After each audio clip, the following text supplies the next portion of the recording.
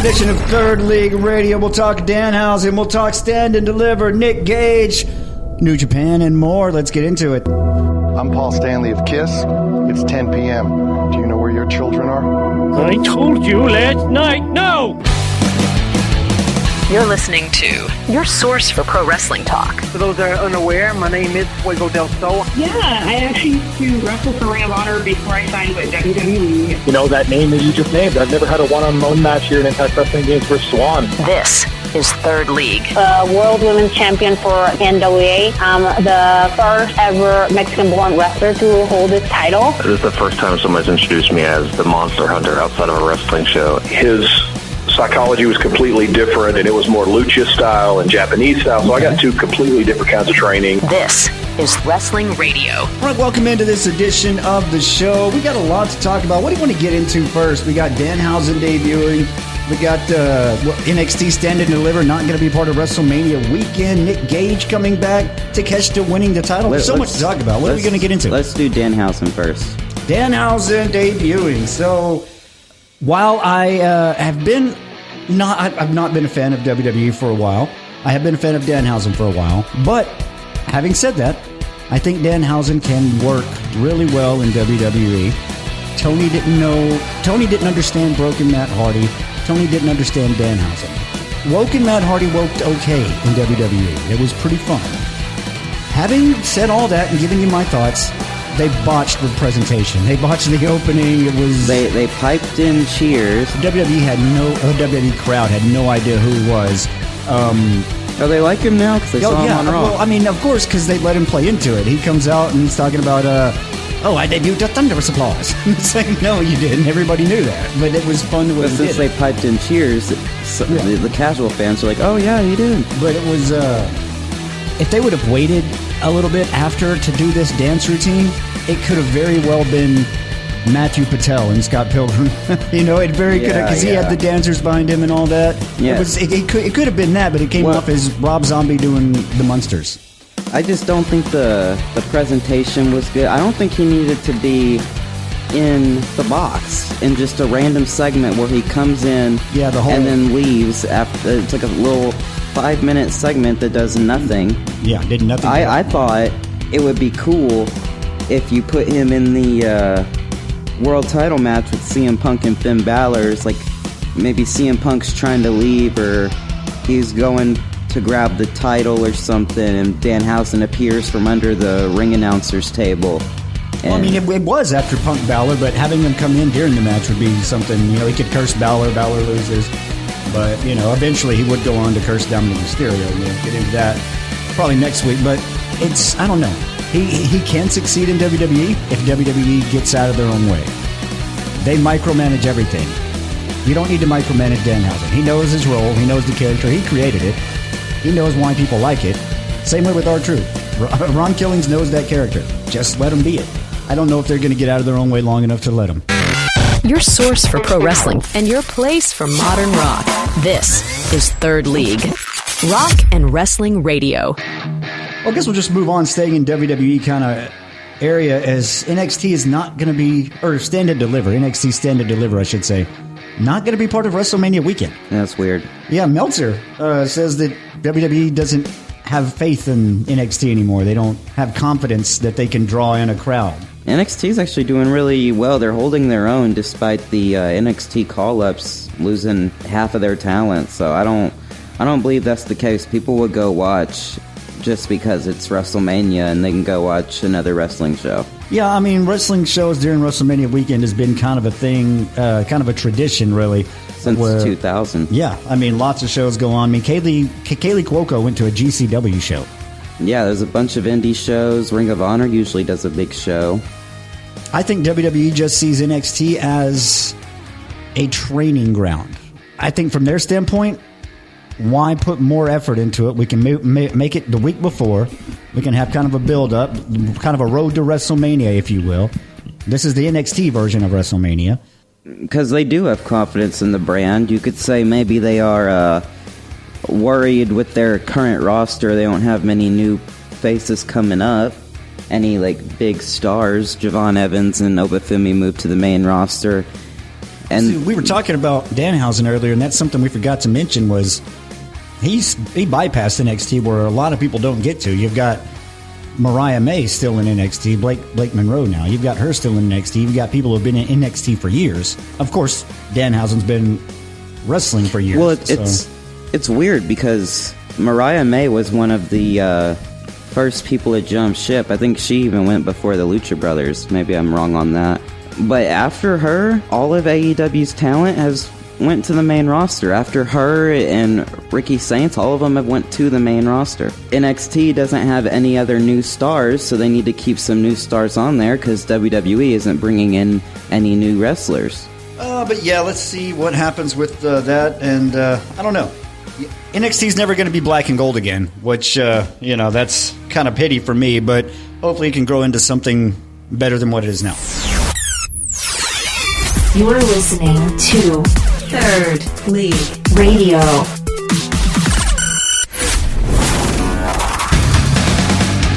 Well, let's go on to a return.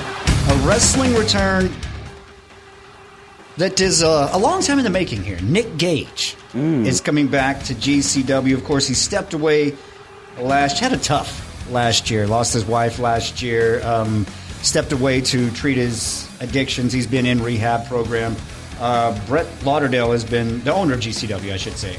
He's been in his corner the whole time. He made a post back in January talking about the progress that Nick Gage has made and everything and all that. But he's coming back May 2nd, 2300 Arena in Philadelphia. Remember, a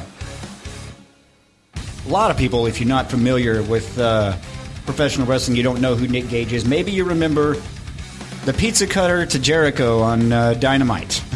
Nick Gage is the one when that Jericho MJF feud where MJF was picking opponents for Jericho. The pizza cutter is his thing, and it's a real pizza cutter. It's not sanded. It's not another blade. It's go to Walmart, buy a pizza cutter, and that's what he uses. There's this really funny Moxley story where it was either Moxley's first or second match against Nick Gage, and this was young Moxley, like 2000s Moxley, and so he doesn't know much about it yet. And he's in the match with Nick Gage. Nick Gage pulls out a pizza cutter, and he's thinking to himself, "Oh, that's a gimmick blade. I'm fine. Yeah, that's gonna be cool." And then Nick Gage just rubs it on himself, and it's like, "Oh fuck!" It's not. Oh my gosh! But yeah, Nick Gage is like that. I mean, the match with David Arquette, that match actually. I mean, David Arquette's run. That earned him respect for me as a wrestler. His indie run when he came back at like 50, because he was like, "No, dude, I didn't do this right the first time. I got to actually learn how to do this." I mean, that he got his throat slit with glass. He almost died. David Arquette did. I mean, he really put it out there. Nick Gage uses real glass. He uses real stuff, but he's coming back. That's the type of stuff that a Legends Championship would be cool for, where it's just like 50-year-olds who hold the title. Yeah, I could see that. TNA had a Legends title, but it was like a mid-card title. They just kept changing the name of it. Yeah. Global title, Legends title, whatever title. Oh my God. That was one of the eras. I started off loving TNA. I loved it. I mean, one of my favorite matches of all time. Joe, AJ, Christopher Daniels, Unbreakable 2005. But after, I just couldn't watch it after a certain point, man. It got to be crazy. But how do we get from talking about Nick Gage to TNA? But Nick Gage coming back May 2nd for GCW. Talking wrestling around the world. This is Third League. So we're going to kind of talk Japan a little bit because New Japan had the New Beginnings USA show. And, big thing happened at that. There is a new television champion, Konosuke Takeshita, would defeat ELP to become the new strong champion as well. Well, there's a new strong champion. Tomohiro Ishii lost it to Oleg Boltin. Yeah. Yes, okay. Or is it Boltin Oleg? I see it written both ways. Yeah. But in talking about New Japan in the United States, we're getting to talk about a lot of Japanese wrestlers in the United States. A lot of New Japan stars moving over to AEW, leaving New Japan even if they're not coming to AEW. And that gets us into talking about the Japanese wrestling situation. Really, it's been New Japan, it's been Noah, it's been All Japan. Those have been the big three, but really it hasn't been the big three, it's been the big one, with the other two playing catch up. But now as we're getting into a transitional period for New Japan, Noah's playing catch-up really well. And all Japan's playing catch-up really well. Let's look at some attendance numbers. I mean, you sent me these. Final day for All Japan's Excite Series drew 2,200 fans. Final day for Fantastica Mania in Japan, what was it, 1,500. And then Noah, on their final tour, or final day of their tour, drew 1,400. So All Japan's kind of leading the way. Noah's getting more stars, more attention, but... So Noah had 2 title matches on that show, I believe, and they had I think it was a new tag champions. I could be wrong. The TV title changed hands. They had the Triple Crown title being defended. But what was interesting to me is if you go back to the 3rd day of the tour, they drew 1,100. But when you go to the final day with all the title matches, 2,200. Howie said Fantastica Mania final day. What did that do? 1,500. First day of the New Japan Cup did 1,100. Actually did worse than day 3 of Excite Series with no titles. New Japan is beating them usually around 800 to 600, so it's not even that big of a deal. Well, having the audience stretched out is good for Japanese wrestling as a whole. It's cultural over there. It's completely different. If you haven't studied Japanese wrestling at all, you're going to think it's like the United States wrestling because that's all that you've known. But it's not. It's cultural. It's completely different. They have wrestling unions. Wrestling companies have joined together to form All Japan or Big Japan Pro Wrestling. It's basically a big wrestling union. I mean, there's still the historical rivalries, of course. And when one company goes down, as you know, in trend, the other companies are going to try to get more, and and all that. Well, I mean, let's give an example just from a guy we were talking about, Konosuke Takeshita. He is on a contract with All Elite Wrestling and New Japan, but also with DDT. In the United States, are you going to see someone under contract with WWE, with TNA, and also with AEW? No, you're not. That's the cultural differences between wrestling in Japan and in the United States. They take it different over there, but while it is good as a whole for the audience to be spread out, I want to see New Japan do well. I want to see New Japan continue because the best matches I've seen, a lot of them come from New Japan Professional Wrestling.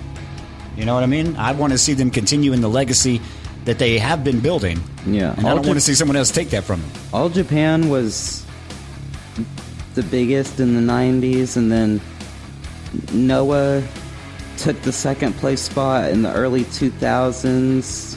I think they might have even been top. New Japan was bottom for the 90s and the early 2000s. I mean, they almost went out of business until Tanahashi turned things around, and then no one... After about 2009, maybe 10, with the once Okada-Tanahashi rivalry really started, no one watched All Japan or Noah. I mean, they almost went out of business for almost 20 years. The other companies have not been this close to New Japan, actually, and they're beating New Japan. So that's just crazy.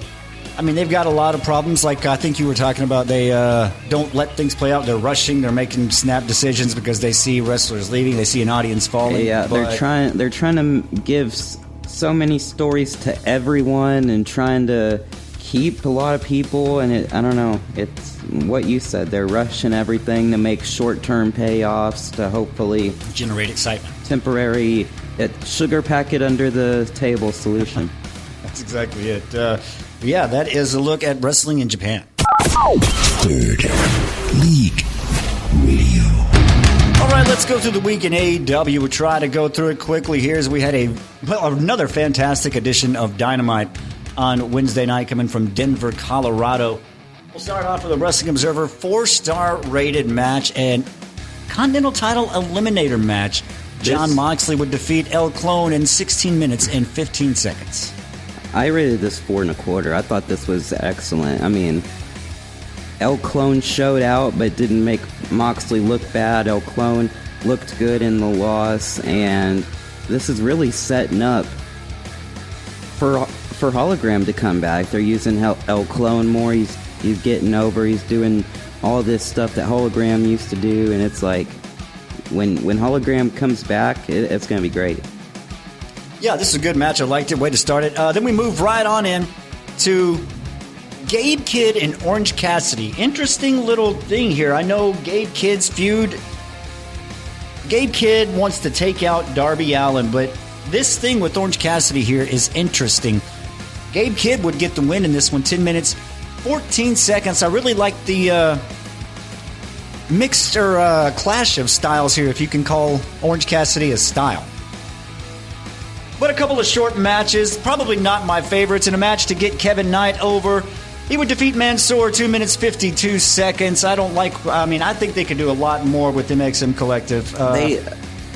They did something different on the commentary. Before this match started, there was a commercial break right before it, and going into the commercial break, they said, and the standby match is next. The good old standby match. They did? Oh, wow, I didn't hear that. I didn't catch that. Yeah. Oh, that's funny. But my least favorite match of the night would be after that. Another Women's World Tag Team title match between Megabad and Babes of Wrath. Babes of Wrath would get the title off Babes of Wrath. Yeah, no, definitely. You need to get it off there. You know, thinking about Willow Nightingale, the reason I like her in hardcore matches is because she's so peppy and fun and full of joy and excitement that it's great to see her beat the hell out of someone with a trash can. Mm-hmm. You know what I mean? That if you can find a way to encapsulate that more, I would love to see that version of Willow. But what they got going here, I'm not a fan of. Oh, well, we're forgetting the promos and stuff. So Kevin Knight put his name into the world title contention hat, and then Swerve came out and said he's going to have no regrets. He's basically going back to being a heel. He's working for himself. Yeah. And put the whole locker room on notice. Him and Brody King are going to have a great match at Revolution, so that's coming up next week. Yeah, it is 15th, I believe. We'll talk about that a little bit later in the show. But speaking of Brody King, he would be next in a match against Mark Davis, a 3.5 Wrestling Observer star-rated match. And you know what? It might have been a little bit high-rated match. You knew Brody King was going to get the win in this one, but this match was just set up to have Brody King beat a bigger guy to show how strong Brody King is. I don't know what it did for Mark Davis in this. Nothing. They're just trying to keep Mark Davis on TV. Because he punched a ring post for them. But we'll move on to the main event. 5-star rated main event. I might not agree with 5-star. Probably a little bit less than that for me. But the Mile High Madness, anything goes, 10-man tag team match. I didn't see this, but from what I saw on clips and stuff, it was a stadium stampede, but on TV. It was Jack Perry, the Rascals, Damian Xavier, Zachary Wentz, teaming with the Young Bucks to take on FTR and The Demand. Of course, Jack Perry, and I like how they just say Jack Perry on Cage Match. Thank you, Cage Match. But Jack Perry, the Rascals, the Young Bucks, they would get the win in this one. I think I even sent in a suggestion to have them change it to Jungle Jack, and they didn't. Because on the name tags, they just say Jungle Jack Perry now. It's like it's not. It should never be Jungle Jack. And I tweeted about that. I was like, you don't put people's gimmick names in the damn. It's they were messing up by sticking with that jungle. I have said that forever. But they would get the win. And that would be actually right under 19 minutes, 18 minutes, 58 seconds. So if we close out Dynamite here, looking at the Cage Match ratings, 135 votes, 8.24. Mm-hmm. I think that's a pretty right on rating. But we'll move over to Collision now.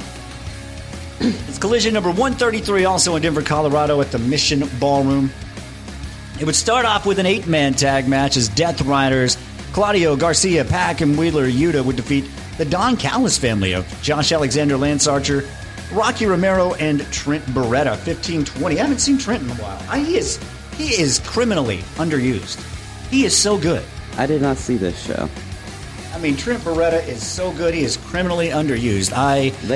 They've completely forgotten that Trent Beretta and Rocky Romero are part of the Don Callis family, and they need to use that more. I don't even know why they're not using Roppongi Vice. They can literally use Roppongi Vice. RPG, bro. It started in ROH. RPG. Yeah. But then a singles match, Tommaso Ciampa would defeat Jay Lethal. The crowd was really into Ciampa on this one, and this was a good match. Jay Lethal looked so much older than the last time I saw him. Like, he had a gray beard and he looked a little wrinkly. Yeah.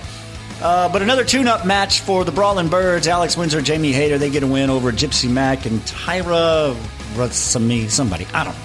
Brawling Birds are going to be awesome. They should take the titles, like, tomorrow. I think Sisters of Sin should take the titles before they do, but I don't think we're ever getting a Sisters of Sin title reign for some reason. I don't even know why. But Callis family, no, I can't call them the Callis family. Protocata. Yes. I hate Protostar, but you can't. Takesha's going to be pissed when he gets back from New Beginning. They would defeat Top Flight Dante Martin, Darius Martin, 9 minutes, 40 seconds. This match would lead me to, because we were talking about New Japan earlier, and there's a lot of stars. Trent Beretta, Rocky Romero, well, we mentioned them earlier. Top Flight, Dante Martin. It's Darius Martin, Scorpio Sky even. Take a lot of these guys who you're not using, send them to Japan. Let some of the Japanese guys get some win over them. See if you can't build some talent with or build something in New Japan with some American names. I think an even trade on this could really work. And I think Japanese people already know Trent Beretta. They already know Rocky Romero. That's an easy transition, But, hey, maybe that's something they can think about. But a singles match, Tony Storm would defeat Zeta Steel, 3 minutes, 29 seconds. This match was more about Tony Storm, and I forget who else coming in after that. But this match was more about the after effects, Tony Storm's character continuation. And in a match where we talked about Sisters of Sin earlier. Of course, they're in the Triangle of Madness. Tekla is the World Women's Champion. Thunder Rosa and Chris Statlander are both in the title picture, right? Well, they're teaming up. They take on Sisters of Sin. They get the win in this one, but there's tension teased that Statlander doesn't like Rosa. Rosa, it's like she's kind of jealous of Thunder Rosa, kind of horning in on all this. So there might be something going on with that we need to pay attention to. But, of course, Stat and Rosa get the win in this one, 9-20. They could do a surprise, because don't we have a Thunder Rosa Tekla title match today? So we're recording this on Wednesdays. Yeah, honestly, now that you say that, I do not know. Let's go check that out real quick. Because I think they have a world title match today, and if they do a title change, you could lead to a 3-way at Revolution, or you could have Statlander run in and make a 3-way. But yeah, Tekla and Rosa have a women's world title match. Yeah, so a title change or an interference and make a 3-way. Yeah, Stat comes in. But who does she attack? It's like Bobby Heenan when Hulk Hogan's walking down. Whose side is he on? Like, oh, stop it. But who does she attack? Does she go after Tekla or does she go after Thunder Rosa? Or do they wait till... Does she attack Tekla? They make it a 3-way. And then in the match, she attacks Thunder Rosa. That's how Tekla retains? I don't know. There's a few ways you can go with this one. But yeah, that is... leading us into the main event of Collision, Andrade El Idolo. He did not get a win in Japan against Yota Tsuji, but he got a win against Tomohiro Ishii in the main event, 14 minutes, 7 seconds. I honestly thought Ricochet might lose the national title. Takeshita winning the TV title was probably the most likely, but I didn't think they were going to do it, simply because the TV title requires you to be in Japan more often. I'm not saying he can't do the flights, I'm just saying are they going to kick him out of the Callis family? I don't know. That's a good point. We'll close it out on Collision. Decent show of Collision. But overall, 58 votes. It got a 6.69 on Cage Match. And that's going to do it for our week in AEW. This week in history. Well, all right, let's go to This Week in History. We are covering the dates February 23rd through March 1st. February 28th, 2000. Monday Night Raw. Mae Young gave birth to a hand. One of the more infamous skits in pro wrestling history. February 26th, 1997. We were talking about this the other day. Monday Night Raw was taped in Europe, in Berlin, Germany. British Bulldog Davey Boy Smith was crowned the first ever European champion. and won the tournament final over his brother-in-law, Owen Hart. Let's see. The big one for today, or for this week, I think, just because of what it means to professional wrestling, what it means to me. February 23rd, 2002. Ring of Honor was born, held their debut show at the Murphy Recreation Center in Philadelphia, Pennsylvania. First ever main event saw Low Ki defeat Christopher Daniels and American Dragon Bryan Danielson in a triple threat match. The high school gym match. Yeah, that is... probably the only show post-1990 that was in a high school gym that's actually a good show. Culturally popular. Yeah. Culturally significant when it comes to professional wrestling. Without that, I mean, okay. The main event of that show was, like we just said, American Dragon, Christopher Daniels, Low Ki. Do you remember who was on the match right before them? Eddie Guerrero. Eddie Guerrero and Super Crazy for the IWA Cruiserweight title, I believe. Yeah, it was the Puerto Rico. Two highly known, well-respected wrestlers wrestling for a championship, and they're not the main event. No. That made a statement, and the fact that main event was so good after that right there is what made Ring of Honor Ring of Honor.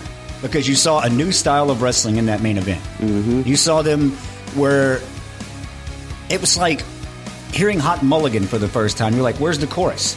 But you realize the whole thing is a song. You know what I mean? You realized, you're like, hey, why aren't they... Because it's not like what you watched in WWE up to that point. Here was the big difference. People thought, oh, Ring of Honor, it's this indie wrestling show. It's at the recreational center that used to be the old middle school gym. Let's go watch it, I guess. We ain't got nothing else to do. And then you could see how many old people there were in the crowd, like old rednecks, and I'm saying that because the style that they wrestled in Ring of Honor was completely different. It was fully technical. It was groundwork. And it didn't stop until the match was over, like in WWE. Why I'm saying the old people is I saw them smiling. I saw them nodding their head. Yeah. I mean, they were... okay, at that time, it's hard to explain to people who weren't watching at that time. If you weren't tape trading and watching Japanese craziness, you didn't see anything near this at all.